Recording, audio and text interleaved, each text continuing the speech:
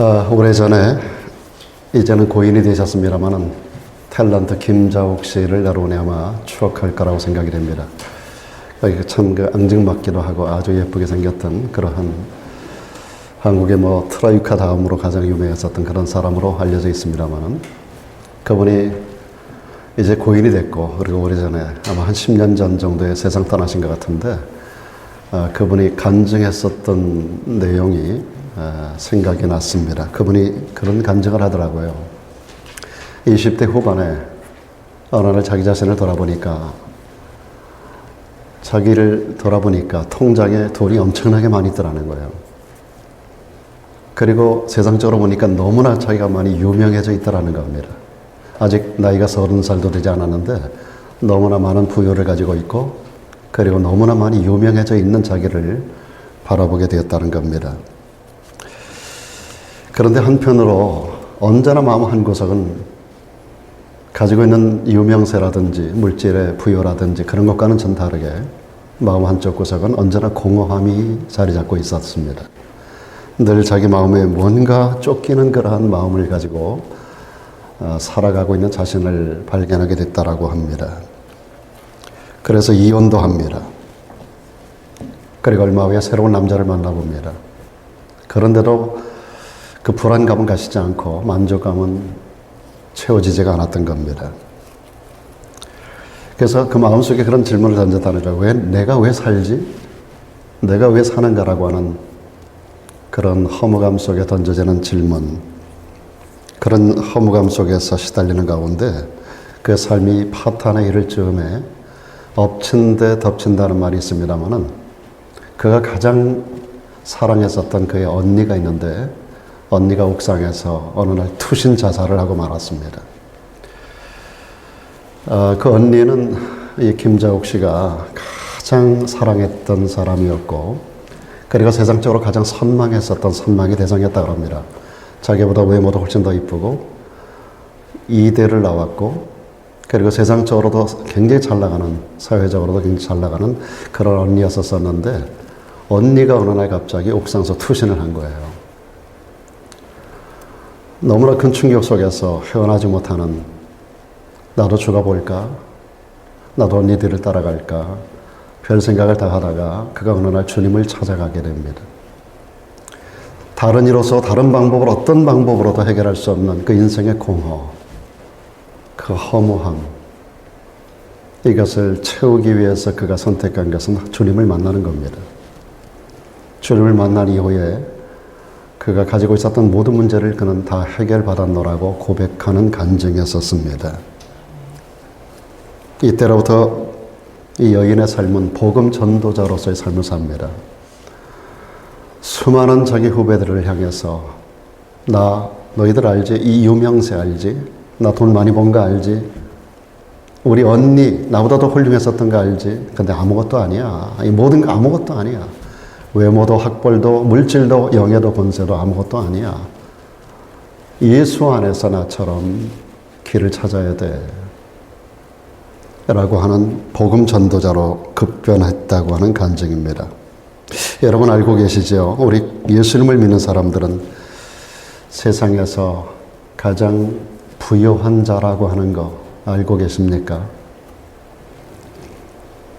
비록 우리는 좋은 집에 살지 못하고 좋은 차를 타지 못하고 많은 물질을 갖지 못하고 지금도 여전히 주어진 삶에 허덕거릴 수 있을지 모르지만은, 그러나 성경은 우리들에게 금생과 내생에 우리는 가장 축복된 사람이다라고 말씀하고 있습니다. 왜 그렇습니까? 우리에게는 하나님께서 세상 어떤 사람도 갖지 못하는, 받을 수 없는 약속을 받은 자들이기 때문에 그렇습니다. 여러분, 성경을 통해서 우리들에게 주신 약속들 그대로 여러분 믿으십니까? 성경에 기록된 모든 언약들은 반드시 1.1획도 사그라지지, 없어지지 아니하고 역사가 흘러가며 전부 다 성취되는 거 여러분 아시죠? 구약의 아브라함 때로부터 수많은 언약들이 인류에게 허락되고, 허락된 언약들은 역사 속에서 수천 년의 역사를 관통하면서 하나도 남김없이 전부 다 이루어져 왔고 또 이루어져 가고 있습니다. 우리 또한 그리스도 예수의 피로 맺은 새 언약의 백성들인 줄로 믿습니다. 그러므로 우리들에게는 놀라운 하나님의 약속들이 있기 때문에 우리는 그 약속 때문에 부유한 거예요. 아브라함은 아무것도 자기 힘으로 한 것이 없었어요. 그의 아들 아이작도 그랬고 그의 아들 야곱도 그랬고 그리고 그 아들 요셉도 그랬고 가만히 보면 그들이 가진 것은 하나님의 언약밖에는 없었습니다. 낯선 땅, 노예, 가는 곳마다 그들을 사방에서 죽이려고 했었던 수많은 무리들, 그런 가운데서도 그들은 어디를 가나 놀라운 진짜 성경이 말하는 참된 부여를 다 가지고 있었던 사람들입니다. 수많은 사람들을 선한 영향력을 통해서 살리는 역사, 수많은 사람들을 부욕해 하는 역사, 자기만 잘 사는 게 아니라 주변에 수많은 사람들을 함께 잘 살게 하고 부욕해 하고 생명을 살려내는 그런 세계를 살았던 거 여러분 잘 아시죠? 그들 모두에게는 다른 거 없습니다. 사업 수완이 특별했던 것도 아니고 인간의 능력 뛰어난 거 아니고 공부 많이 한 거 아니고 중요한 것은 하나님의 약속대로만 살았고 약속이 그들의 생애 가운데 성취되었다라고 하는 것입니다. 우리들에게도 그에 못지않은 예수의 피로 맺은 새로운 약속들, 언약들이 있는 줄로 믿습니다. 무엇보다 우리 그리스도인들에게는 결코 정죄함이 없다라고 하는 약속으로부터 우리들에게 주시는 약속이 시작이 됩니다. 모든 사람들은 범죄한 아담의 후손으로 태어납니다. 죄 가운데 납니다. 죄 가운데 살아갑니다. 죄를 먹고 마시고 살아가다가 그리고 그의 인생의 끝은 뭡니까? 멸망으로 끝나고 마는 것입니다. 굳이 지옥불이라고 하는 것을 말하지 않아도 우리 인생들은 멸망이라고 하는 구덩이로 들어갈 수밖에 없는 그런 존재들입니다.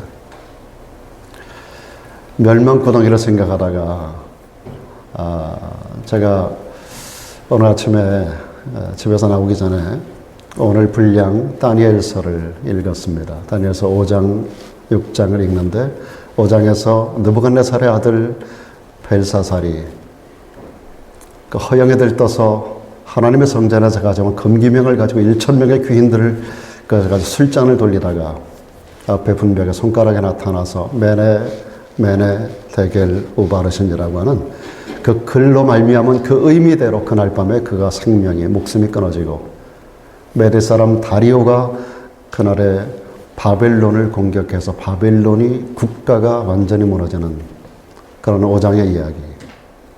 그리고 6장에 와서 그 다리오가 3명의 그 나라를 전체 도를 120개 도로 나누고 많은 사람들, 훌륭한 사람들을 다 그 도지사로, 오늘날로 말하면 사람들로 세우고 그 중에 3사람을 특별히 세워 총리로 세우는데 가장 탁월하게 쓰임받은 사람이 다니엘인 거예요.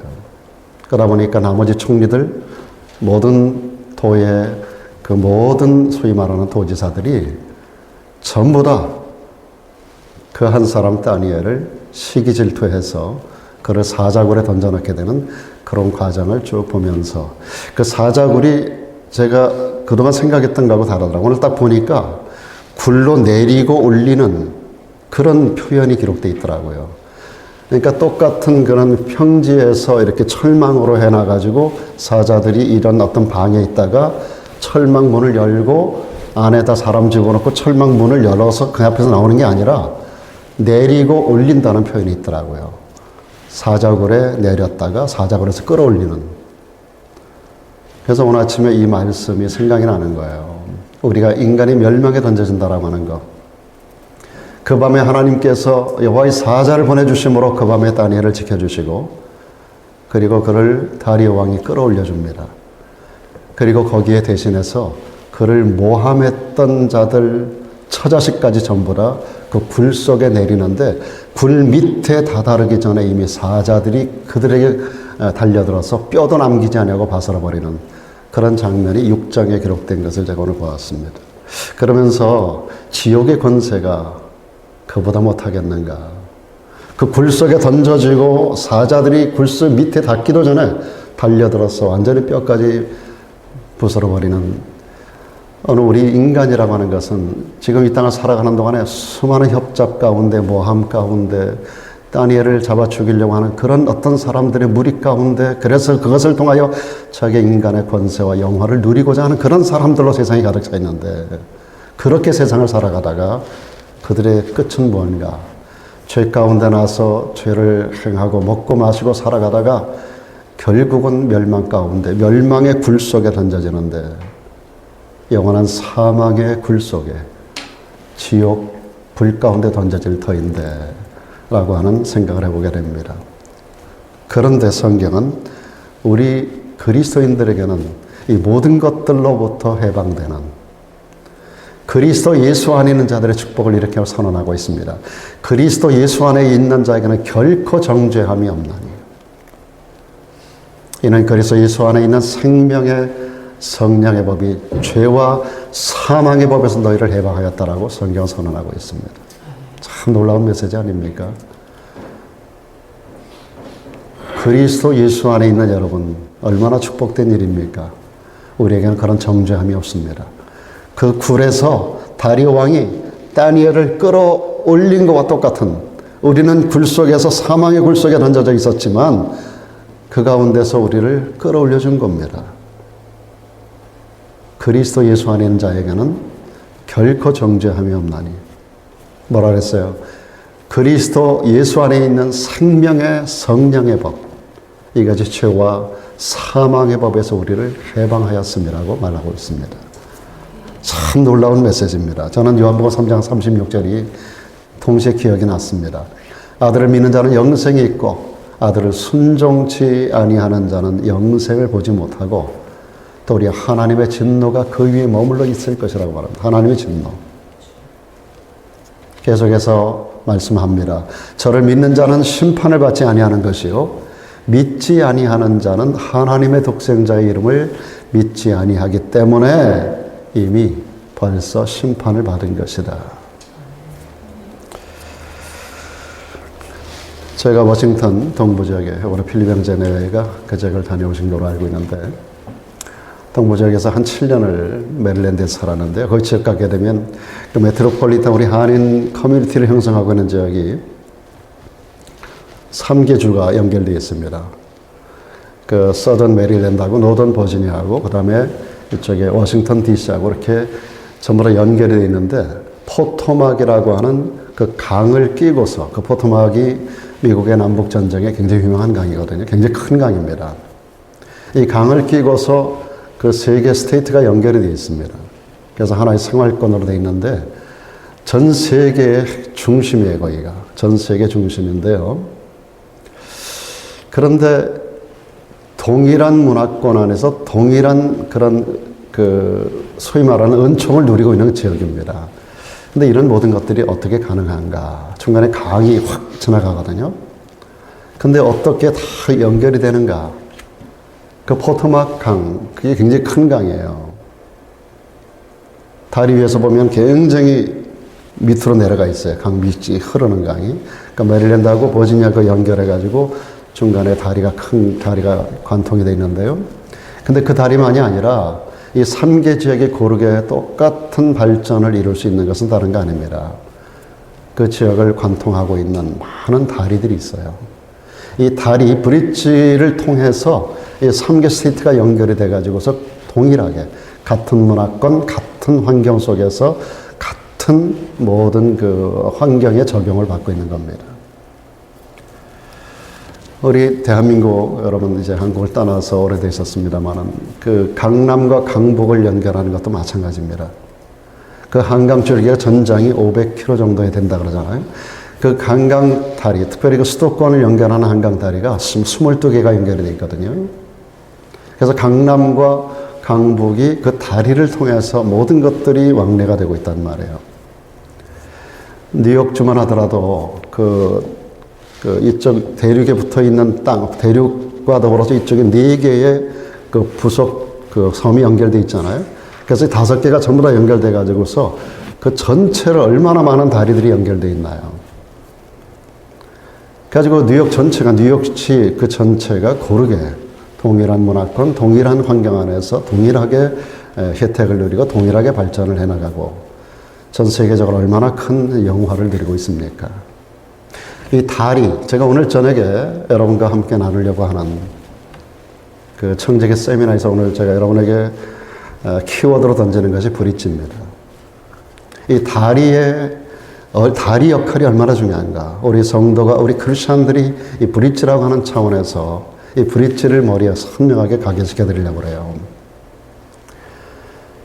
사랑하는 여러분,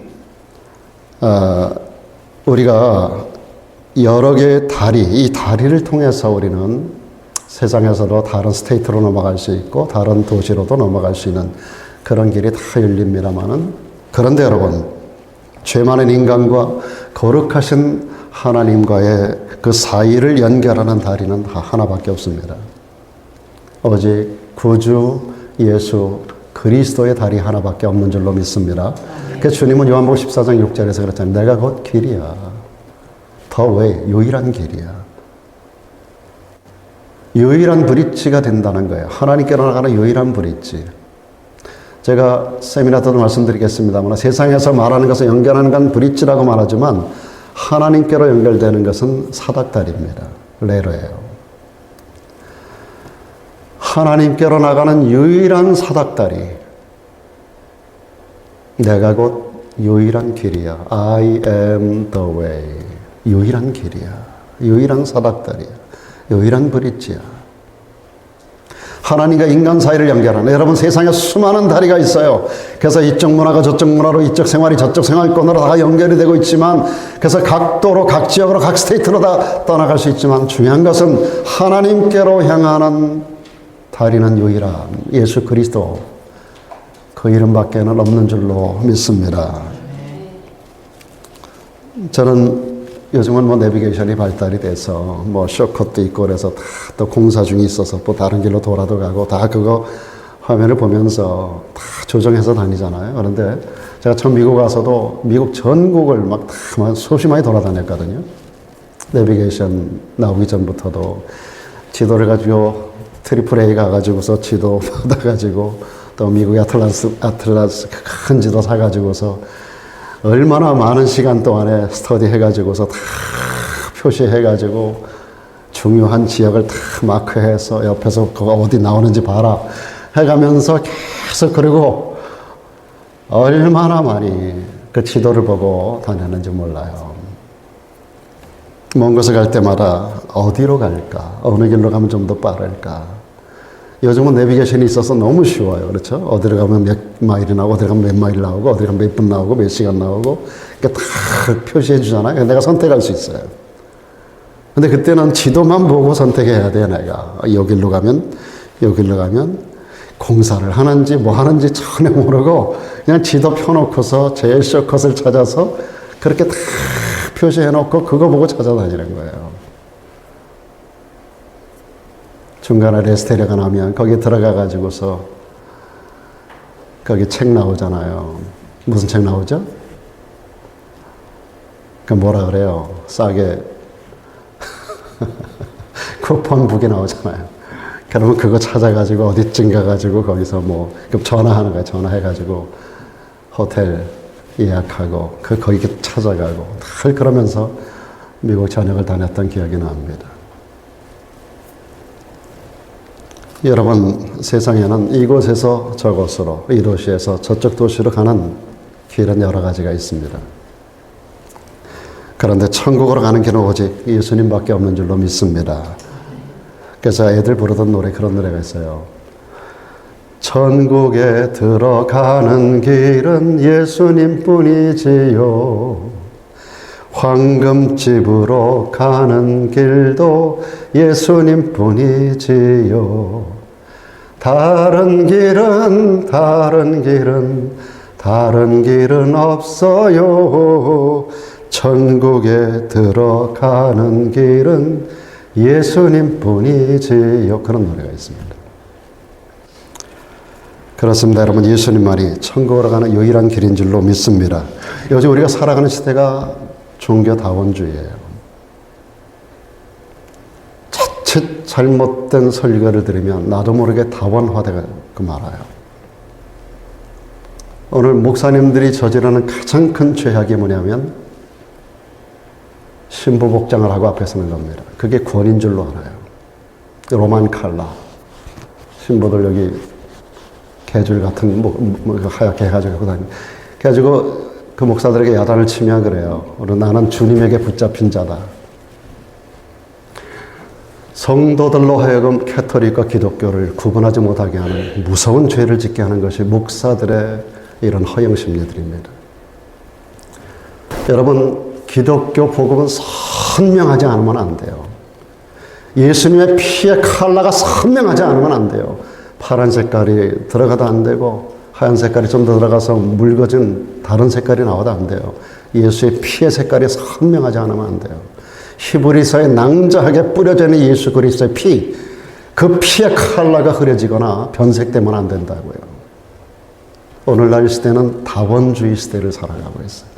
어떤 것을 믿어도 혹은 어떤 교회를 다녀도 어떤 종교를 믿어도 다 정상에서 만난다고 하는 많은 길이 있는데 정상은 똑같다는 거예요. 천국 가는 정상은 똑같은데 어떤 길로 가도 거기서 만난다. 주님만이 말씀하셨어요. 내가 곧 유일한 길이라고 말씀하셨어요. 근데 어떤 길로 가도 거기서 만난다는 거예요. 애들 부르는 노래 또 이런 노래가 있습니다.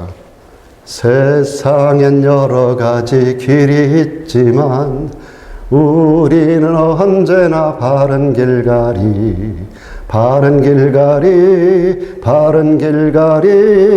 좁고 험해도 바른 길가리. 그런 노래가 있어요. 좁고 험하지만 주님께서 분명히 말씀하셨어요. 거기는 좁고 협착하다 그랬어요. 많은 사람이 가지 않는다 그랬어요.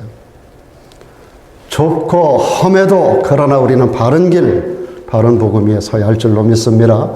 아무나 갈 수 있는 넓은 길로 가면 안 돼요. 거기는 멸망과 사망이 기다리고 있는 길이에요. 얼마 전에 뉴욕 얘기했으니까 뉴욕주에 있었던 사람 하나가 그 포수 복장을 하고 이제 산속에 사냥을 하러 갔습니다. 저도 카나다 있을 때 그 뉴욕 그 주를 지나서 뉴욕주가 굉장히 스테이트가 크더라고요. 그 스테이트 지나는데 보통 한 5시간 정도로 운전하더라고요. 좌우에 보면은 얼마나 나무들이 빽빽한지 몰라요. 우리 뉴욕 그 시를 생각하면 안 돼요. 뉴욕주 그 완전히 정글이에요. 근데 거기에 이제 사냥을 하러 들어갔다가 길을 잃어버렸어요, 이 사람이. 근데 날은 어두워지고 사방에서 동물들 소리는 들려오고 저도 중간에 차가 한번 앵꼬 가나가지고요.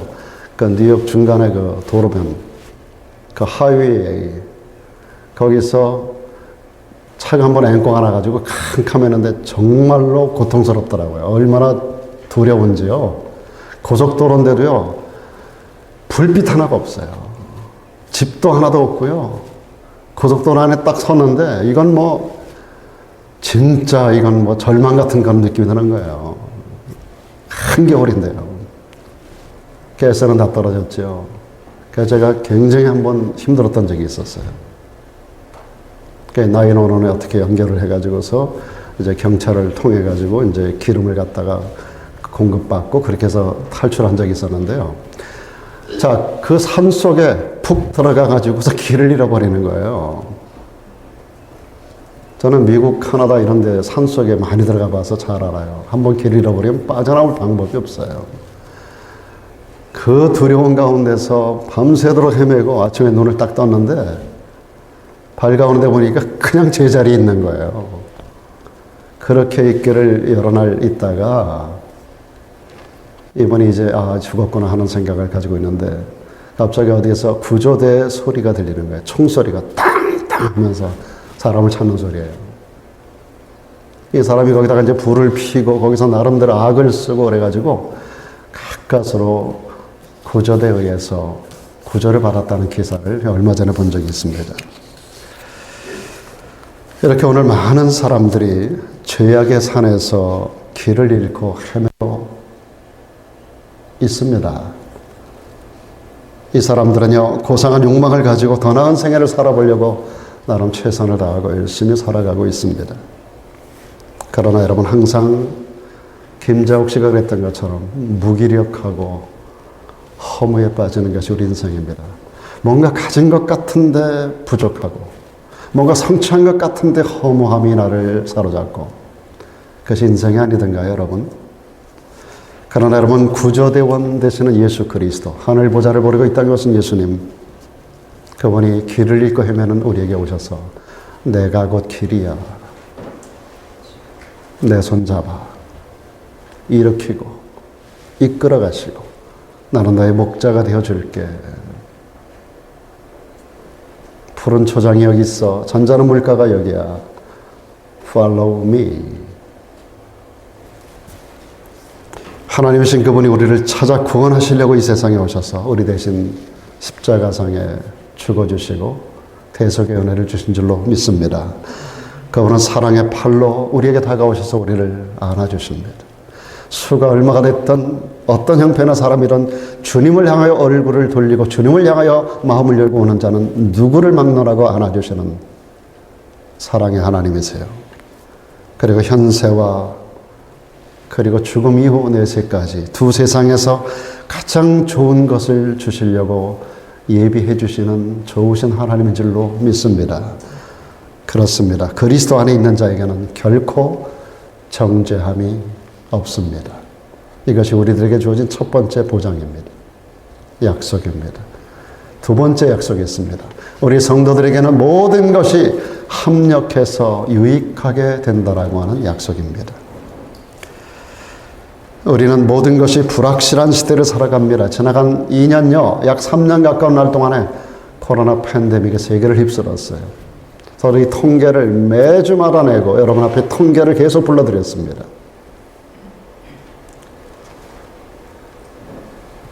제 컴퓨터 안에 이 전체 기간 동안에, 최근부터는 안 했습니다만 그 기간 동안에 제가 매주마다의 통계를 다 가지고 있습니다. 얼마나 많은 사람들이 코로나 팬데믹으로 세상을 떠난, 제 친구 목회자들도 몇 사람이 코로나로 세상을 떠났는데요. 그리고 지금은 요즘 어떤 나라들의 그 내전 혹은 나라와 나라 간의 전쟁, 그리고 기근, 살 길을 찾아 방황하는 수많은 사람들, 제가 제일 즐겨보는 그 TV 프로그램이 있습니다. 거기 뭐냐면 세계는 지금이라는 프로그램입니다. 세계는 지금 일주일에 한 번씩 방영되는데요. 그 내용에 보면은 전 세계가 정말 아수라장이에요. 전 세계가 아수라장이에요. 전 세계로 특파원들을 파송해 놓고 각 나라 각 지역의 현지 상황을 그 현장 가운데 촬영하면서 보고하는 그런 특파원들의 보고로 가득 채워진 세계는 지금 어떤 상황 가운데 있는가를 보는데 전 세상이, 전 세계가 한 지역도 평화로운 지역이 없는 것처럼 보여집니다. 우리 살고 있는 지역이 정말로 편안한 시대를 살고 있어 너무나 여러분 감사할 수 있어야 된다고 생각해요. 세계적인 경제 위기가 닥치고 있습니다. 여러분 모르시죠? 미국의 디폴트 현상 가운데 지금 떨어지고 있다는 거 여러분 아시나요? 앞으로 미래사를 점칠 수 있는 경제학자가 거의 없다고 그럽니다. 어떻게 될는지 몰라요. 세계 최강국이라고 하는 이 미국 언제 무너질지 모릅니다. 사랑하는 여러분, 이런 불확실한 시대, 여러분 세상에 어떤 마음을 가지고 사시나요? 여러분 개인의 건강과 개인의 미래사까지도 여러분들은 예측할 수가 없어요.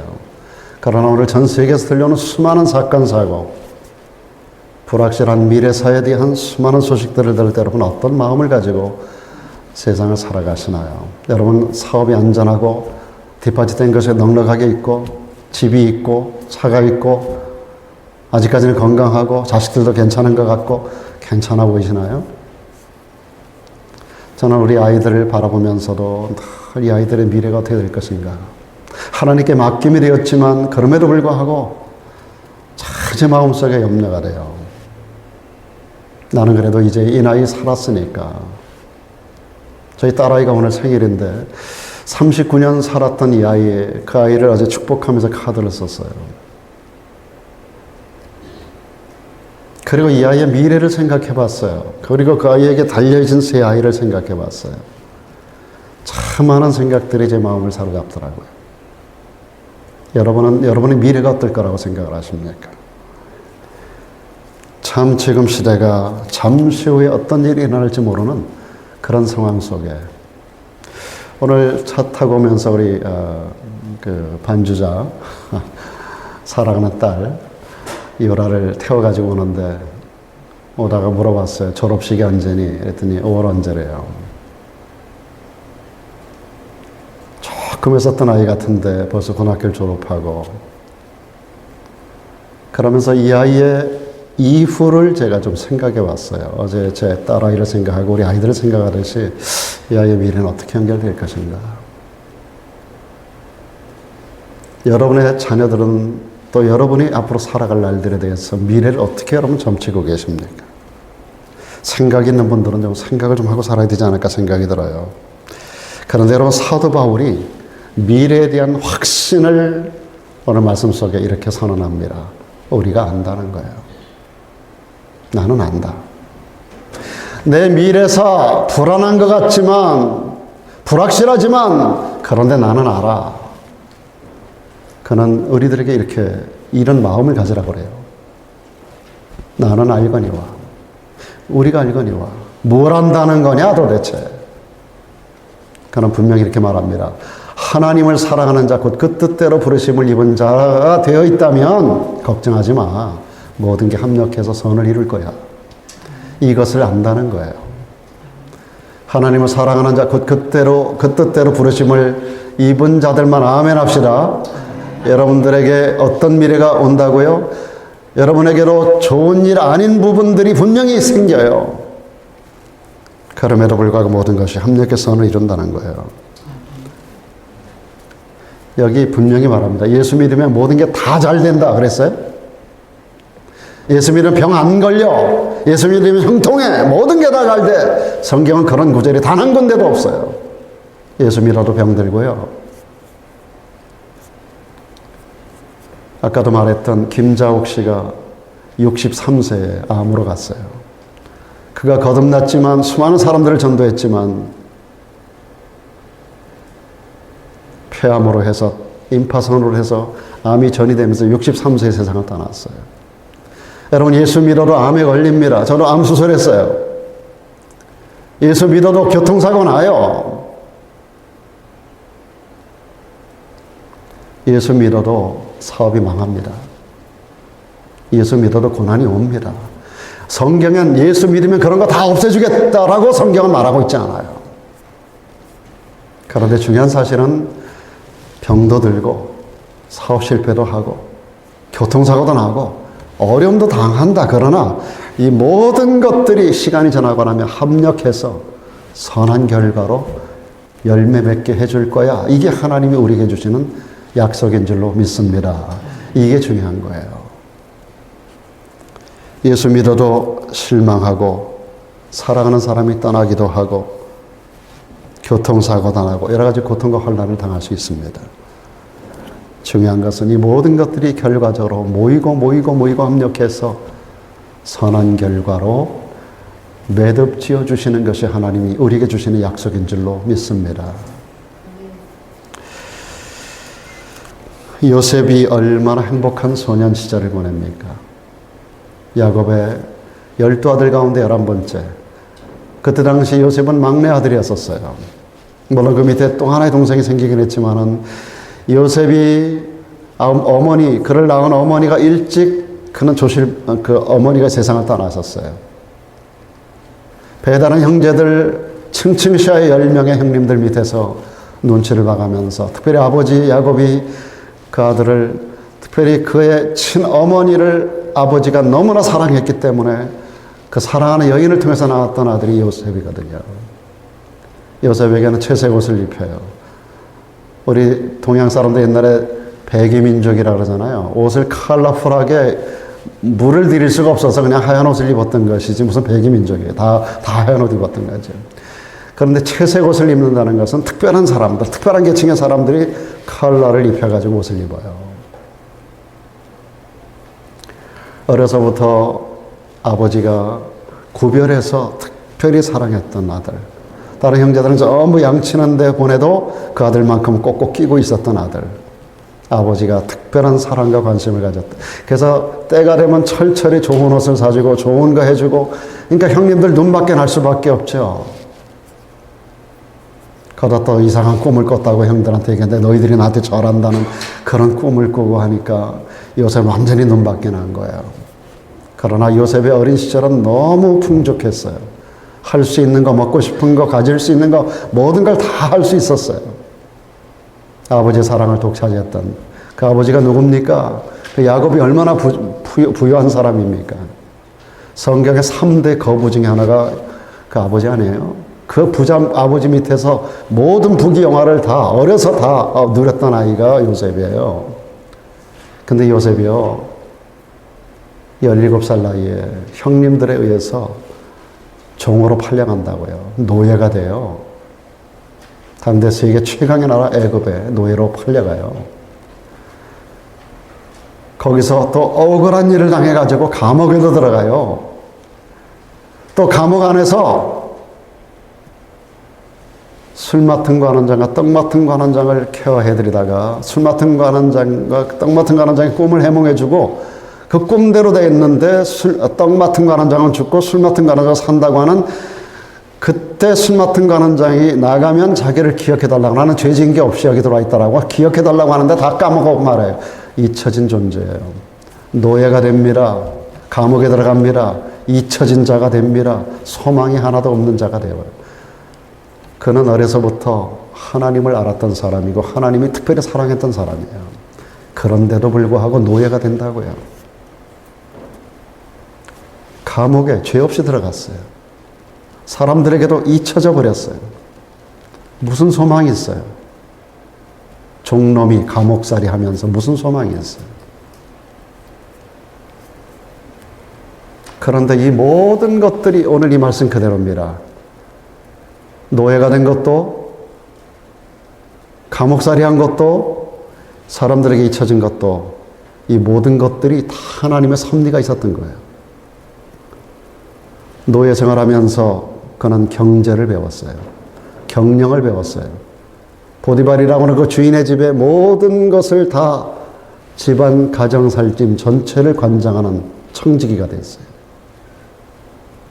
그래서 집 전체를 그 보디발의 그 부인 빼고 나머지 전체를 자기가 전부 다 관리하는 가정 총무로 역할을 하면서 그는 경제를 배웠어요.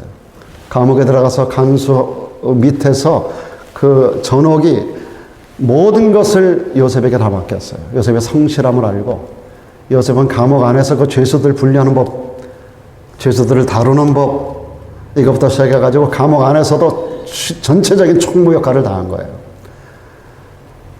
작은 일에서부터 큰 일까지 모든 것을 다 그 가운데서 다 배우게 하는 거예요. 잊혀진 존재로 고독도 배웠어요. 완전히 그 인생이 끝장났을 그 무렵까지 떨어진 사람이에요. 그러나 이 모든 것이 합력해서 죽은 자가 부활하듯이 13년 만에, 노예로 끌려간 지 13년 만에 그의 나이 30세 될 때 그는 죽은 자가 부활하듯이 애굽의 바로왕 앞에 섭니다. 잊혀진 자였던 그가 2년 만에 다시 기억나는 자로 술 맡은 관원장의 머리에 기억나는 일이 있었으니 바로왕의 꿈을 해몽하는 현장 가운데, 그때 그놈 지금 보디발의 시위대장 보디발의 감옥에 갇힌 그놈이 나에게 꿈 해몽을 해줬는데 그대로 됐습니다. 그놈 생각납니다. 왕 앞에 그걸 천거를 해요. 그래? 한번 데려와봐. 그래서 데려다가 왕 앞에 세웠어요. 바로의 왕을 꿈을 해몽해주면서 그의 인생이 역전이 되는 거예요. 하나님을 사랑하는 자, 그 뜻대로 부르심을 입은 자들에게는 이 모든 것이, 노예가, 감옥이, 잊혀진 것이, 이 모든 것이 다 합력해서 선이 이루어지는 현장입니다. 그리고 나서 이 모든 것들을 다 지배하는 위치에 섭니다. 보디발의 상관이 돼요. 잊어버렸던 아버지를 다시 만나요. 그를 노예로 팔아넘겼던 형님들을 다 데려다가 자기 밑에 자기가 먹이고 살리는 식솔로 만들어요. 근동 아시아 지역에 수많은 사람들의 생명줄을 쥐고 그들 전체를 다 살려내요. 가족만 살리는 게 아닙니다. 애굽 사람들만 살리는 게 아닙니다. 근동아시아 전체 사람들 전체 7년 동안의 그 무서운 혼란의 풍작시대에 그 백성들을 살리는 자가 됩니다. 참 놀라운 일이에요. 그의 위치는 애굽에서 가장 높은 자리에 있는 왕 다음 가는 자리예요. 왕 다음 가는 자가 타는 복음 수레를 타고 이집트 전국을 누빌 뿐 아니라 왕이 이런 말을 했어요. 인장 반지를 빼서 요셉에게 껴줍니다. 이거 반지 이거 찍으면 그게 법이 되는 거예요. 왕명이 되는 거예요. 그 법을 네가 마음대로 만들라는 거예요. 그리고 하는 말, 내가 너보다 높은 거는 자리밖에 없다. 자리, 왕의 자리. 네가 나보다 사실은 더 큰 권세를 가진 거야. 내가 너보다 높은 거는 자리밖에 없어. 네가 실제로 애굽을 통치하는 통치자야. 애굽의 통치자는 당시 아시아권 전체를 통치하는 거예요. 하나님을 사랑하는 자, 곧 그 뜻대로 부르심을 입은 자들에게는 이 모든 것이 합력하여 선을 이루느니라. 이 과정 속에 13년이라고 하는 고통이 있어요. 그러나 이것을 믿음으로 성실하게 통과하는 사람. 여러분 요셉의 생애를 보세요. 창세기 37장에서 그가 노예로 팔려갑니다. 그리고 42장 넘어가서 그가 총리가 되면서 그 형님들 아버지 다 모셔오기까지 그 모든 현장 가운데서 아버지 만나고 막 울고 형님들 만나서 울고 하는 이 모든 전 과정 속에서 한번 여러분 보세요. 요셉은요 단 한 번도 원망하거나 불평하는 말이 없어요. Why me? 하나님 왜 나를 여기에 집어넣나요? 왜 나를 노예로 팔았나요? 그런 말 한마디도 해본 적 없어요. 자기를 잃어버렸던 술 맡은 관원장도 원망해 본 적이 없어요. 자기를 감옥에 쳐넣었던 보디발에게도 얘기 한 번 한 적이 없고요. 그가 총리가 되고 나서도 자기를 감옥에 쳐넣게 했었던 보디발이 쳐도 한 번 데려다가 그를 처형하거나 그러지 않았어요. 원망, 불평하지 않았어요. 왜 나를? 하나님 왜요? 형님들 왜 나를 그렇게 했어요? 한 번도 형님들 불러다 놓고 따지거나 그러지 않았어요. 오히려 형님들을 위로합니다. 그 형들이 요셉 총리 앞에 와가지고 벌벌 떨 이제 우리는 죽은 목숨이야 라고 할 때 요셉이 그 형들이 하는 말을 듣고 막 울어요. 그러면서 형들을 데려다가 염려하지 마소서, 근심하지 마소서. 당신들 식솔, 당신들 자손들 다 살리기 위해서 하나님이 나를 미리 보내셨음이로다. 당신들 살리려고, 당신들 자손들 살리려고, 우리 모든 후손들을 살리려고 하나님이 나를 17살 때 애굽의 노예로 팔은 거지 당신들이 팔은 게 아니요. 근심하지 마소서, 염려하지 마소서. 형님들이 두려워하는 걸 보고 울어요. 여러분 요셉은요 이 말씀 그대로입니다. 모든 것이 합력의 선을 이루게 하시는 하나님의 섭리를 믿었기에 과정 속에서 원망하고 불평하고 원수를 갚고 사람과 더불어 원수 맺고 싸우고 그러지 않았어요. 우리는 얼마나 쉽게 사람들을 원망하고 불평하고 너 때문에 당신 때문에 우리가 얼마나 많은 순간 그렇게 합니까? 그런데 여러분 그 모든 어려움 주는 것까지도 전부 하나님께서 섭리를 가지고 있는 거예요. 그 과정을 믿음으로 통과할 수만 있다면, 그가 그래서 하나님을 사랑하는 자가 될 수 있다면, 그 뜻대로 부르심을 입은 자라고 한다면 이 모든 것이 합력해서 선을 이루게 하신다라고 하는 하나님의 이 섭리, 이것이 오늘 저와 여러분에게로 적용되기를 주의 이름으로 축원합니다. 너무 중요한 말씀을 말씀드립니다.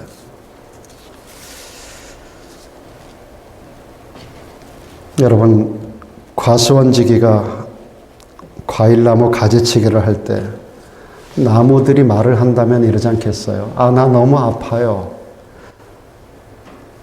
과일을 따고 나서 전지하잖아요. 여기저기 다 쳐냅니다. 불필요한 가지 쳐낼 때 이 나무 입장에서는 잘려지는 고통 아니에요.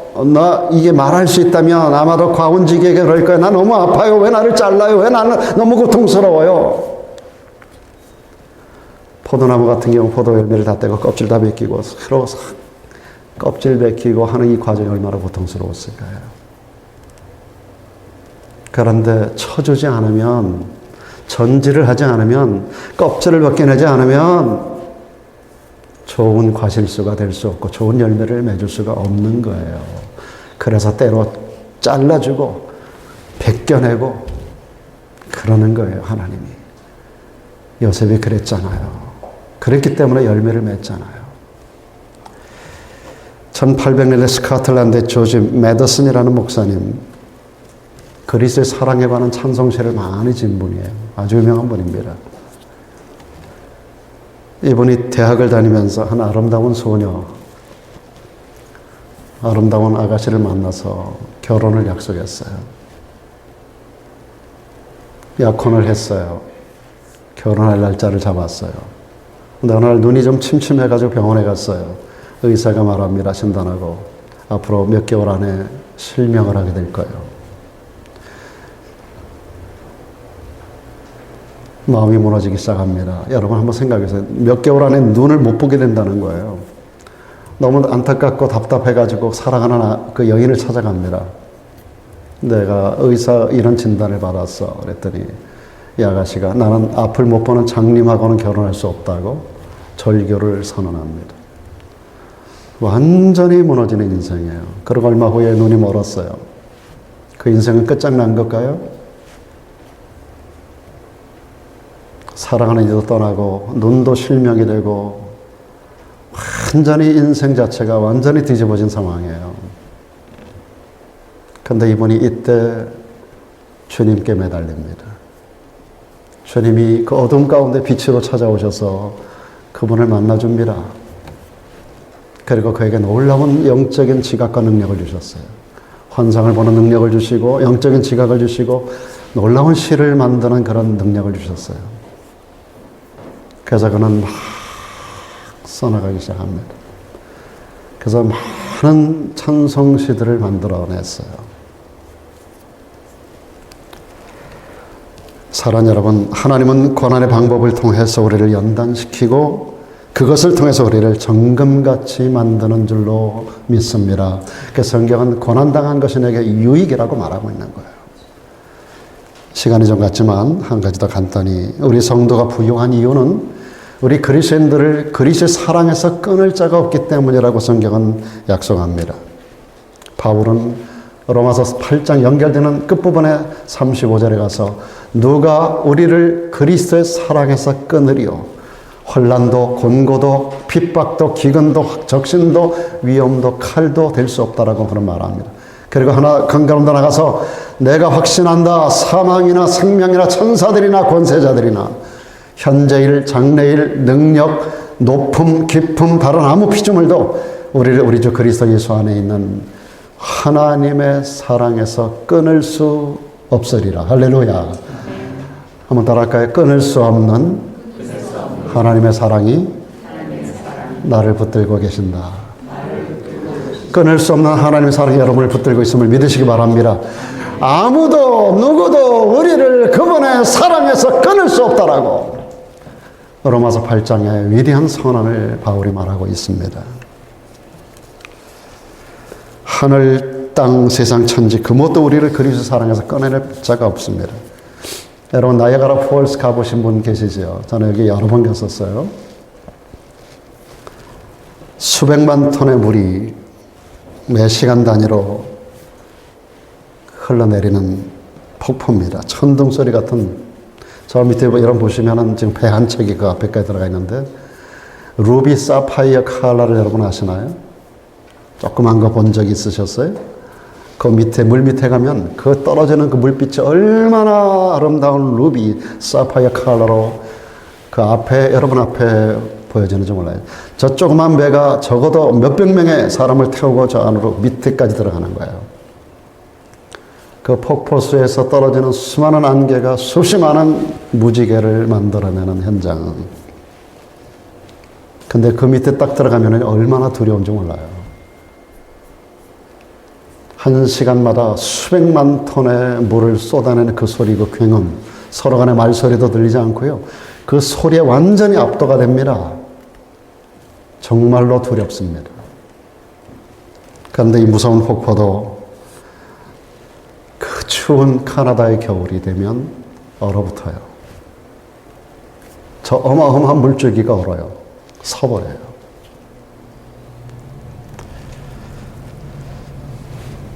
그런데 여러분, 우리를 향하신 하나님의 사랑, 그리스도 안에 있는 하나님의 사랑은 어떤 추위가 와도, 어떤 환경이 와도 얼어붙는 법이 없습니다. 우리를 향해서 흐르는 주님의 사랑은 중단되는 법이 없습니다. 끊어낼 수 없는 그분의 사랑이 여러분에게 어떤 환경이라도 그걸 통과하고 관통해서 여러분에게 흐르는 것을 얼어서 스탑시킬 수 있는 방법이 없고, 중단은 누군가에서 막아낼 방법이 없습니다. 그 어떤 것도 하나님의 사랑에서 우리를 끊어낼 수 없습니다. 그 하나님의 이 사랑이 여러분이 세상 떠나는 날까지, 그리고 천국에서 영원히 여러분과 그 사랑의 물줄기가 계속해서 흘러들어가게 될 줄로 믿습니다. 여러분, 이민의 땅 미국에서 마이너리티의 약점 가운데 얼마나 많은 서름 가운데 살아가십니까? 언어 문제 때문에, 신분 문제 때문에, 직장 사업 경영을 하면서도, 그리고 문화적으로도 얼마나 많은 문제들 앞에 여러분이 노출되어 있습니까? 그런데 여러분, 하나님을 믿는 그 믿음으로 이겨내기를 바랍니다. 하나님을 믿되 오늘 주신 이 약속의 말씀들을 세 가지를 붙드세요. 우리에게는 참된 부요가 있다는 거 여러분 아시기를 바랍니다.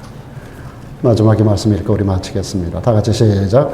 그러므로 이제 그리스도 예수 안에 있는 자에게는 결코 정죄함이 없나니, 이는 그리스도 예수 안에 있는 생명의 성령의 법이 죄와 사망의 법에서 너를 해방하였습니다.